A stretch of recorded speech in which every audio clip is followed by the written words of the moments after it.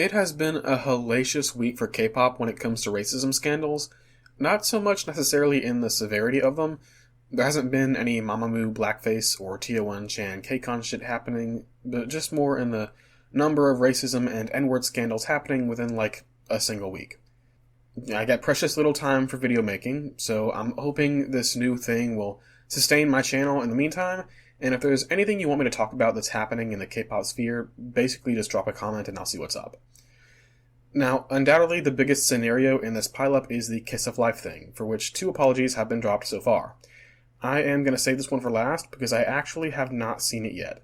I'm kind of scared to.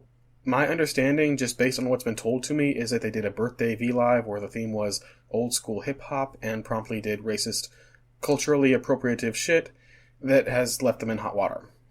That alone doesn't really shock me since it sounds like pretty standard K-pop racism crap, but the way people are talking about it makes it sound like it was especially vile. So I'm going to record my reaction to that video, which is 40 minutes long, and edit it in here at the end. But there were also other scandals this week, including 2 for N-word controversies, those including Blackpink in their leaked videos, CL, whose recorded cover included the N-word in those videos, and BM from Card, as well as a Dirac incident, which is from 20. Now, as with all videos like this about topics like this, there is a necessary disclaimer here. I don't know if you could tell from my voice, but ya boy is not black. And if that impacts how much you value my input on this, then that's totally okay. Ultimately, there are people who have more to say on this and speak from deeper places than I can on this, and I don't have any issue whatsoever with people who think my contributions aren't groundbreaking. I mean, I don't think I'm going to be bad at this. Like, I don't have any takes that are going to make people peel their faces off in secondhand embarrassment, at least I'm pretty sure. But at the end of the day, you are welcome to take my thoughts with however much salt you feel is necessary. So, without getting too deep into it right off the bat, I don't blame anyone for the hurt reactions they have, so long as they're not boneheaded about it. And while it's also not ideal, I also don't blame anyone who has gotten kind of numb to this stuff. As this past week has reinforced, you kind of have to pick your battles when it comes to K-pop, because if you get mad at every expression of racism you find, you will literally never run out of people to whack. It's going to exhaust you, to say the least. And there's a ton of K-pop fans who thought they were safe from controversies like this, I'm one of them, and are now finding out that they aren't. So here's my personal gauge for how much of a reaction is really worth it when it comes to racism you'll find in K-pop spheres. There's like 3 or 4 levels. Level 1 is you said the N-word because you were singing along to a song. Nasty, yes, but ostensibly, potentially just a little mistake with no malice in it, sure. Have I ever done this? No. But then again, I don't listen to hip-hop regularly, and I have very little experience with it up until Hiss and Not Like Us happened. This one has a certain element of cringe to it that is ultimately survivable. Level 2 is you wore a durag, or dreads, or you were caught up in some other form of cultural appropriation. This one has some stretchiness to it, it's cringe, but it's cringe that comes from ignorance that in 2025 I really don't have time or energy to deal with. This is the stuff that can be fixed with cultural sensitivity training, sometimes. Other times it just comes from flat-out racism. Level 3 is you were a Mamamoo putting on blackface. Or you hung out with or defended some well-known racist. Stuff that has a level of intention to it and a process to it. Only in the barest, tracest amounts will you find some benefit of the doubt, and even if people forgive you, it's going to be a long time of wearing that shame. Level 4 is saying the hard R. As of this time, I personally haven't heard of a K-pop idol doing this. Or level 4 is demonstrating repeatedly that you have contempt for black people or people concerned with racism. And there's some flexibility to this list in that incidents that are level 2 can be agitated and basically be level 3 or 4 by virtue of sheer audacity and consistency, like Chan from TO1, which is still shocking even to this day, honestly. Like, Young Posse were about to put out a song called Santa Claus Goes Straight to Hood, and that's an easy level 3. What the actual fuck? Conversely, the only level where there's much ambiguity is level 1. The way I see it is, yeah, there's plenty of instances of people being caught saying the N-word while singing along to a song, and plenty of those people are obviously racists. Like, you hear them talk or watch how they act, and you observe their prior history, and you can tell they're just dropping N-words around their friends and their personal life every day. But there's also people who legit just sing along to a song, and their brain is too busy with the lyrics to watch their mouth. It's in these cases where I feel like observing the person's wider history is worth it. Like, Blackpink and CL are an easy open and shut. CL, maybe back in 2011, 2012, could have gotten away with it on the basis of cultural ignorance in Korea. Lisa from Blackpink, who debuted way later and got way bigger, yeah, we don't have time to parse that crap. Blackpink as a whole have gotten rich off their concept involving a lot of cultural cosplay kind of stuff and racial insensitivity.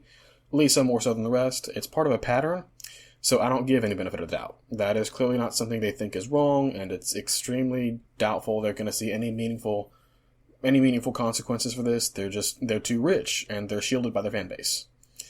Now, Hyolyn rapping the word while singing along to Say So, or BM mouthing the word while singing that DMX song, I'm not too bothered by it. You can look at their prior histories and their interactions with black people and determine pretty easily that they aren't leaking racism out of their pores. From what I've seen, aside from the occasional netizen being deliberately obtuse, it doesn't look like most people are swearing vengeance on BM, and understand that this isn't indicative of his character. And he's done pretty well in making the appropriate amends. That's not to say there's not people being deliberately obtuse about it. There's always going to be those people. Like, the man made a very long apology video and then invited black fans to talk their feelings out about it, and you somehow got Twitter stans mad about even that. Like, what do you want? What's the right thing to do if not that?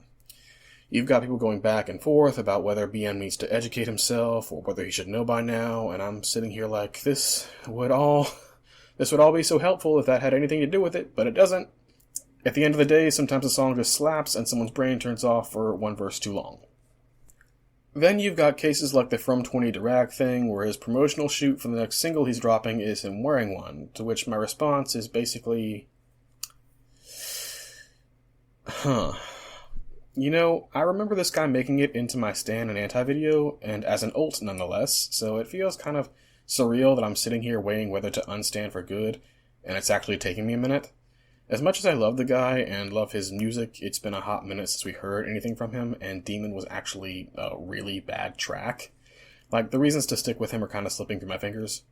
It's a shame, because his next set of photos was possibly the wildest thing ever, and would be way more fun to talk about if only this weren't hanging over it.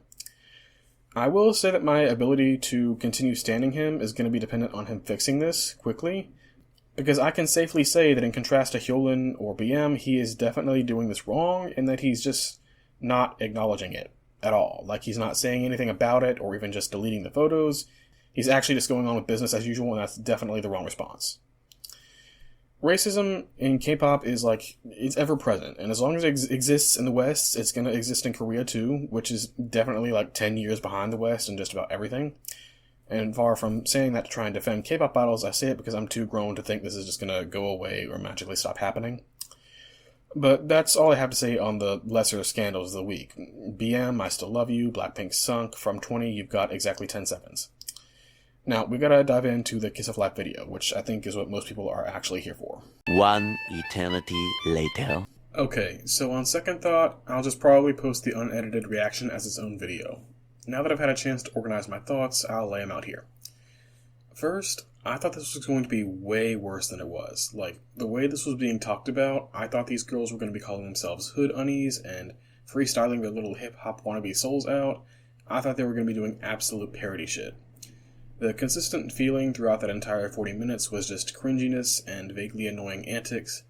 I suppose not speaking Korean and kind of being bored throughout the whole thing, there's things I could have missed, but my overall feeling was that there's definitely been worse treatments of race in K-pop. Granted, it not being as bad as I thought also doesn't make it okay. There's definitely cause for irritation from Black and Latino communities, especially with the gross stage names they saddle themselves with. Lil Taco Bell, because get it, she's Mexican now. And then Natty just calling herself Auntie. I think she might have been calling herself NT, like the letters N and T, but I swear on my life I heard them say Ajima shortly before, so who really knows? And they kept using these names non-stop and giving it this feeling of some kind of skit they were playing up, which was not helping. There's a distinctly unpleasant middle ground between cringy and flamingly racist, and that area is referred to as trashy, and that's what this was.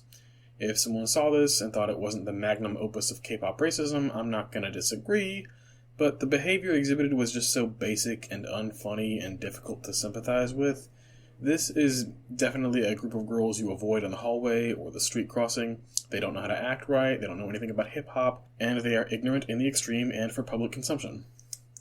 You can't be trashy and expect not to lose followers, so I'm glad they're getting a lot of heat for this. As for whether I can get past it, well, I'm probably going to avoid them now, and any interest I had in their music has officially dried up. So, sorry about it. And that's all there is for today. Hopefully this will be the last time this year I talk about racism in K-pop, but I have my doubts this is the last we've seen of it for 2025. If you liked the video, leave a like and a comment and help me get my engagement up. Thanks, and have a wonderful day.